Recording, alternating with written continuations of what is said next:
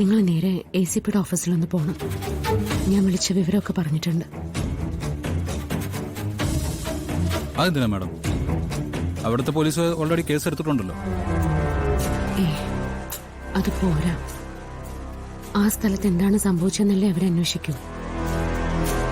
നിങ്ങൾക്ക് പുറകെ ആരാ ഉള്ളെന്നുള്ള കാര്യം എനിക്കറിയേണ്ടത്. നിങ്ങളുടെ കാര്യത്തില് എനിക്കങ്ങനെ വെറുതെ ഇരിക്കാനൊന്നും പറ്റില്ലല്ലോ. വരുൺ, ഇതിനെതിരൊന്നും പറഞ്ഞു കളയരുത്. സത്യം പറഞ്ഞ രാധിക മോളുടെ കാര്യം പറഞ്ഞ് കരയാത്ത ഒരു ദിവസം പോലും ഫിദയെ ഞാൻ കണ്ടിട്ടില്ല. അതിപ്പോ രാധികയ്ക്ക് സന്തോഷമുള്ള കാര്യം സംഭവിച്ചാലും സങ്കടമുള്ള കാര്യം സംഭവിച്ചാലും ഫിദയുടെ ഉത്തരം കണ്ണീരുണ്ടാ. വരുണിപ്പോ പറയുന്നത് എന്താണെന്നറിയോ? ഫിദ മാഡം എന്റെ പെറ്റമ്മ തന്നെയാണെന്ന്.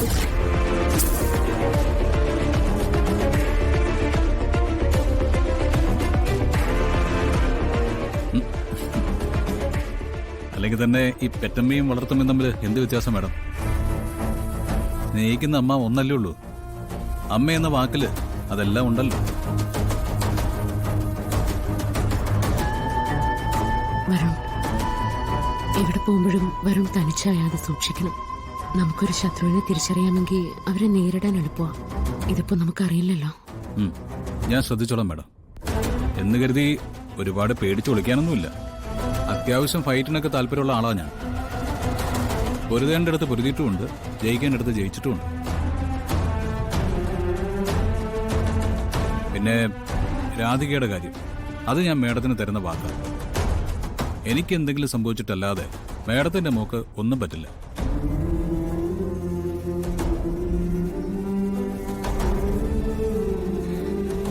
മതി വരും, എനിക്കത് മതി. ഡീറ്റെയിൽ ആയിട്ട് ഞങ്ങൾ പിന്നെ വരാം മാഡം. ഇപ്പൊ നേരെ ACP ഓഫീസിലേക്ക്, അത് കഴിഞ്ഞ് നേരെ വീട്ടിലേക്ക്. ഓക്കെ, ശരി.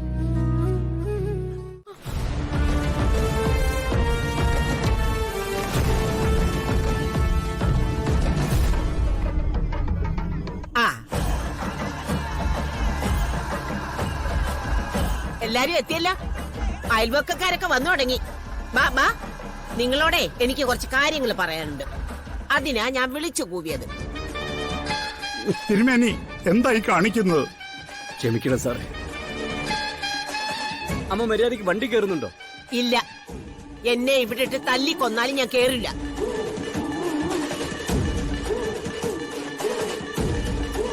നാട്ടുകാരെ, എനിക്ക് നിങ്ങളോടൊക്കെ ഒരു സങ്കടം പറയാനുണ്ട്. ദേ, ഈ കൊച്ചിനെ കണ്ടോ? നിങ്ങൾ നേരത്തെ കണ്ടിട്ടുണ്ടല്ലോ. ഇവിടുത്തെ വരുണിന്റെ ഭാര്യയായിട്ട് കണിമംഗലത്തേക്ക് കാലെടുത്ത് വെച്ച കുട്ടിയാ.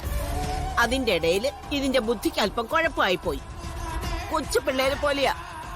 ആ തക്കം നോക്കിയേ ഇവരെന്താ ചെയ്തതെന്നറിയോ?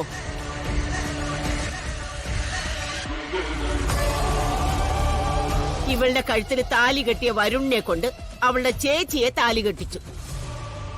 ഇതിലെന്തെങ്കിലും ന്യായമുണ്ടോ? നിങ്ങൾ എല്ലാരും കൂടി ഒന്ന് പറ. എന്നിട്ട് ചേച്ചിയെ ഇവിടെ വാഴിച്ച് അനുജത്തിയെ ഇവിടുന്ന് ഇറക്കി വിടണം.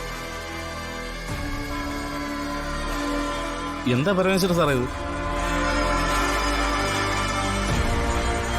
സാറിന്റെ വീട്ടിലൊക്കെ ഇങ്ങനെ ഒരു സംഭവം ഉണ്ടാവും പറഞ്ഞാ അത് ചിന്തിക്കാൻ പറ്റുന്ന കാര്യമാണോ?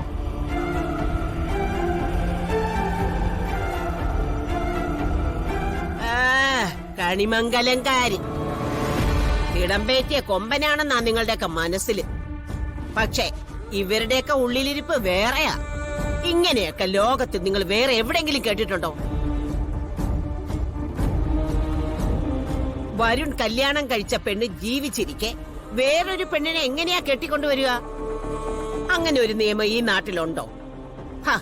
നിങ്ങൾക്ക് ആർക്കെങ്കിലും അറിയാമെങ്കിൽ ഒന്ന് പറഞ്ഞു കൊടുക്ക്.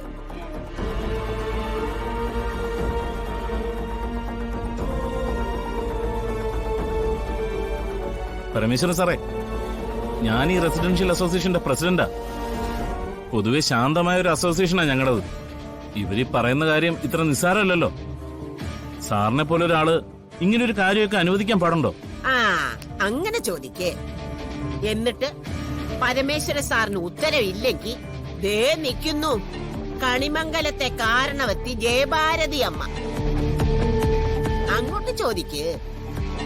പ്രിയങ്കയെ ഒതുക്കിയതിനും രാധികയെ രണ്ടാമത് കല്യാണം കഴിച്ചു കൊണ്ടുവന്നതിനും സ്വകര ചൊരട് വരിച്ചതും ദേ ഈ അണിഞ്ഞൊരുങ്ങി നിൽക്കുന്ന ജയഭാരതി അമ്മയാ. എന്തായാലും മോശമായി പോയല്ലോ. ആ പെൺകുട്ടിക്ക് സംഭവിച്ചത് നമുക്ക് ആർക്ക് വേണേലും എപ്പോ വേണേലും സംഭവിക്കാമല്ലോ. ഇതിന്റെ പേരിൽ ഇങ്ങനെയൊക്കെ ചെയ്യാമെന്ന് വെച്ചാ നിങ്ങളൊക്കെ കാര്യം അറിയാതെ സംസാരിക്കുന്നേ. വരുണിന്റെ കൂടെ രാധിക ഇവിടെ ജീവിക്കുന്നത് വരുൺ അവളെ താലി കെട്ടിയിട്ട് തന്നെയാ. ആ വിവാഹത്തിന്റെ കാര്യം അയൽപക്കത്തെല്ലാവരോടും ഞങ്ങൾ പറഞ്ഞിരുന്നതുവാ. ഹ, ഇതെന്ത് കഥ? ലോകത്ത് നടപ്പില്ലാത്ത ഒരു കാര്യം കുറെ പേരോട് പറഞ്ഞതുകൊണ്ട് ശരിയാകുമോ? സാറേ, സാറ് വലിയ സ്ഥാനത്ത് നിൽക്കുന്ന ആളാണല്ലോ. സാർ ഇതിനൊരു ന്യായം പറ. എന്റെ പ്രിയങ്ക മോക്ക് ഇവിടെ നിൽക്കാൻ അവകാശം ഇല്ലെന്ന് പറഞ്ഞ ദേ ഈ നിമിഷം ഇവിടുന്ന് പടിയിറങ്ങും ഞാനും എന്റെ മോളും.